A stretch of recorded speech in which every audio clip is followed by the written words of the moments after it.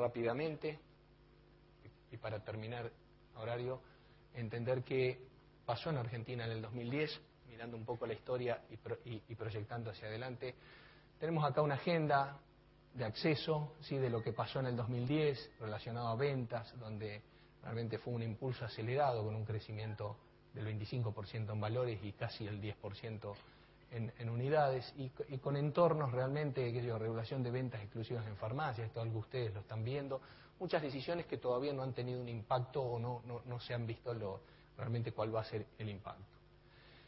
La preocupación oficial por el saldo de la balanza comercial, digamos, es una agenda, el tema salud es una agenda, el tema medicamentos es una agenda de los gobiernos y fundamentalmente de la Argentina.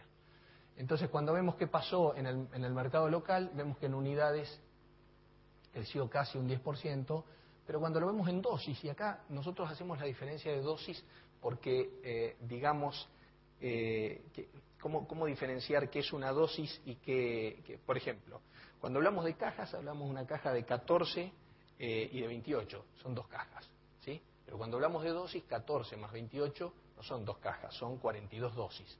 Entonces tenemos una medida diferente. Y fíjense que también muchas veces impacta diferente. Es mínima en este caso, pero en otros casos cuando analicemos precios sí va a ser diferente. De manera tal que en valores, el mercado total había sido, 18, esto es en moneda local, ¿correcto? Ahora, cuando miramos el precio promedio, de alguna manera es bastante consistente lo que ha ocurrido en los crecimientos del precio promedio, tanto medido en unidades como en dosis. Bueno, cuando tratamos de verlo desde el 2004 al 2010, o sea, mirar la historia y entender cómo se explica o qué explica, qué factores o qué drivers explican ese crecimiento, nosotros vemos que hoy, en el 2010, ¿sí?, decíamos que una gran explicación está por el volumen, pero hay una gran parte que es precio, ¿correcto? Y cuando vemos las compañías que integran el mercado, en ese crecimiento en valores del 25%, sigue liderando Ruemers, Vago, Bayer, Elea, Gador, Ivax, Pfizer, Montpellier, Rafo, Casasco. Fíjense que aquí, globales, tenemos Bayer, podríamos considerar Ivax como parte de Teva, Pfizer, solo 3 compañías, el resto son de capitales nacionales, ¿no? Y fíjense, los crecimientos están en algunos casos por encima de este 25 para lo que es total Argentina.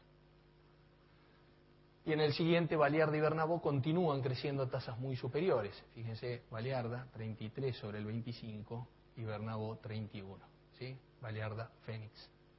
Sanofi nuevamente global, Investipharma es del grupo Ruemers, Glaxo, Novartis Pharma, Boehringer, Bernabó, Andrómaco y Beta.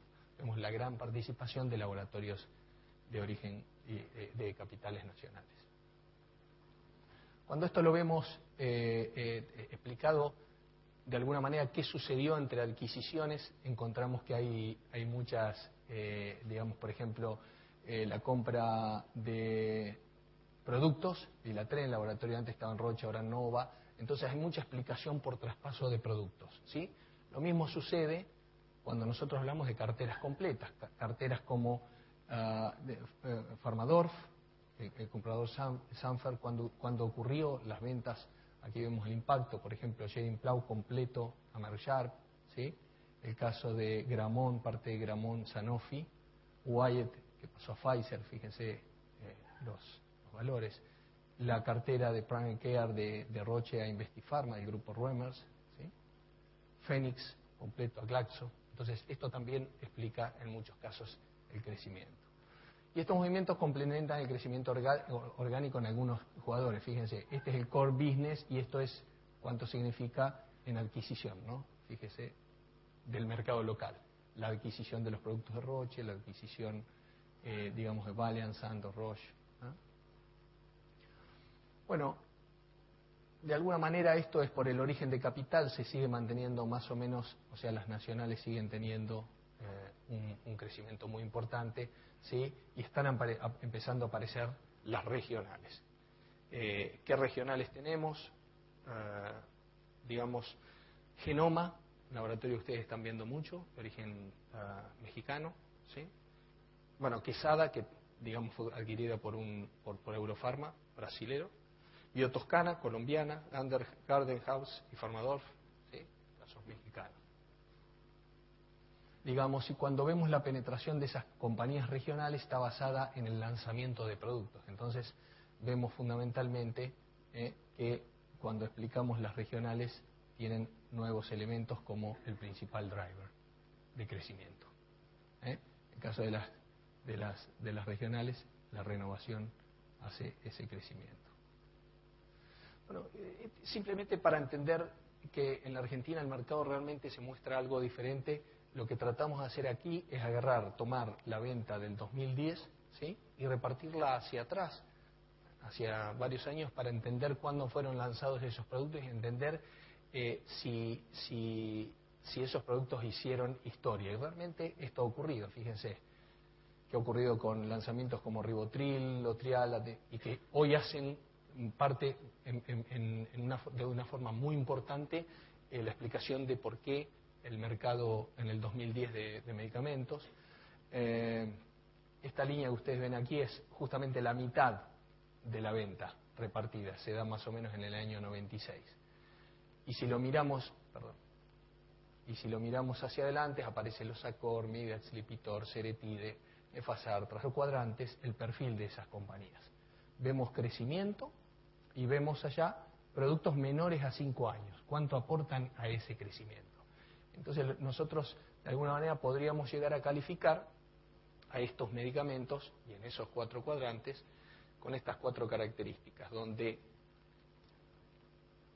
algunas le podemos llamar modernos, o sea, esos productos menores a 5 años han tenido un aporte importante al crecimiento, pero no tienen todavía un gran crecimiento, digamos, en la venta total, ¿sí?